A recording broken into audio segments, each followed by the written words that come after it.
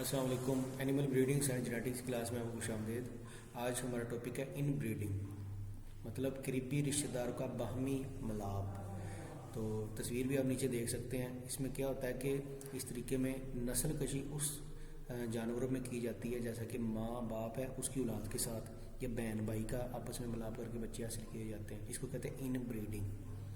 تاکہ اس میں کیا ہوگے جو قریبی رشتہ دار، مطلب پیچھے دادا دادی نانا نانی یا پردادا پردادی پردانا پردانی، اس کے اوصاف آگے واضح ہو، پیور رہے، بریڈ پیور رہے، نسلی رہے. تو اس میں پھر یہ ہوتا ہے کہ اس کے اوصاف جو ہوتے ہیں نا وہ کم سے کم مطلب سیم ہوتے ہیں آلموسٹ. تو وہی آتے جاتے ہیں. نیچے آپ دیکھ سکتے ہیں، تصویر بھی آپ کو نظر آ رہی ہوگی ان بریڈنگ کی. ٹھیک ہے. اور آؤٹ بریڈنگ بھی ایک مطلب دوسری نسل میں دوسری میں کرنا، اس کو آؤٹ بریڈنگ کہیں گے. ٹھیک ہو گیا. تو اب اس میں یہ بھی ایک تصویر ہے دادا دادی کی. ٹھیک ہے. وہی اوصاف آگے جو گرینڈ چائلڈ تھا اس کا آگے پوتا، اس میں وہی اوصاف آ رہے ہیں. ٹھیک ہے. بار بار رپیٹ ہو رہا ہے، بار بار پنک رنگ آپ کو نظر آ رہا ہوگا. تو اس کے کیا فائدے ہیں؟ اس کے فائدے وہی ہے جو ابھی بات ہم نے کی، خاص نسل، مطلب اصل ہوموجینیس جینس جو ہوتے ہیں، خاص نسل بن جاتی ہے، اس کی مقدار بڑھ جاتی ہے، جینس وہی بار بار رپیٹ ہوتے ہیں. ٹھیک ہے. لیکن اس میں نقصان ایک یہ ہو جاتا ہے کہ رجی اوصاف جو ہوتے ہیں، چھوٹا قد ہو گیا، کچھ ایسا معاملات، کم پیداوار، وہ بھی آ سکتے ہیں. اس سے پھر چھٹکارا ممکن نہیں ہے. ٹھیک ہو گیا. مین میجر فائدہ یہ کہ وہی نسل بار بار اسی طرح اس کی جو اولاد ہوگی وہی یکساں شکل، وہی صورت، وہی اوصاف، وہی ساری چیز قریبی یہ ان بریڈنگ کرنے کے فائدے ہوں گے، وہی سارا کچھ ہوگا. اور اس کے علاوہ جو اچھے اوصاف ہوں گے، ظاہر بات ہے وراثتی عمل سے گزر رہی ہیں اگلی نسلیں، تو اس میں وہ زیادہ اچھے ہیں. ٹھیک ہے. اگلی نسل میں منتقل کرنے کے زیادہ مواقع ہوں گے جو اچھے اوصاف ہیں. جینس کے ذریعے وہ ظاہر بات ہے اوصاف آگے منتقل ہوں گے. تو یہ تیسرا اس کا پوائنٹ ہے.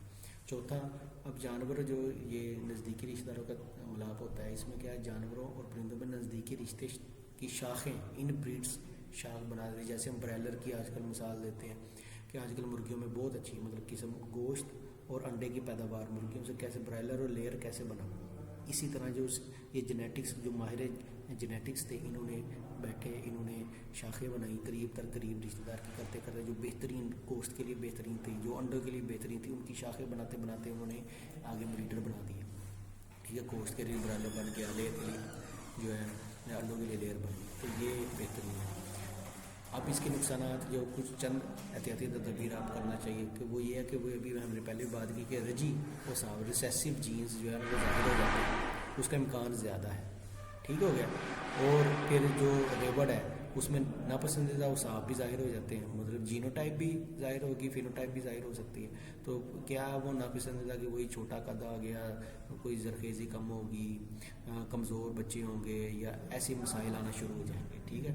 شرح مواد میں اضافہ ہو سکتا ہے. تو اس کے علاوہ یہ جو طریقہ ہے نا، یہ بڑے ریور میں بہترین ہے، کیونکہ انتخاب کرنے کا موقع بڑے میں زیادہ ہوتا ہے، چھوٹے میں کم ہے. چھوٹے ریوروں میں انتخاب کرنے کے موقع کم ہے اور ناپسندیدہ اوصاف بڑھ سکتے ہیں. ٹھیک ہو گیا. جو ابھی ہم نے کہا ریسیسو جینس آ سکتے ہیں. اور اسی طرح یہ جو ہے نا کامیاب قسم ہوتا ہے، اس میں جس کی عمر کم ہے، زندگی کا دورانیہ کم، اس جانور میں یہ بہترین طریقہ نسل ہے. تو آج ہمارا یہی ٹاپک تھا. ملتے ہیں اگلی کلاس میں. تب تک کے لیے خدا حافظ.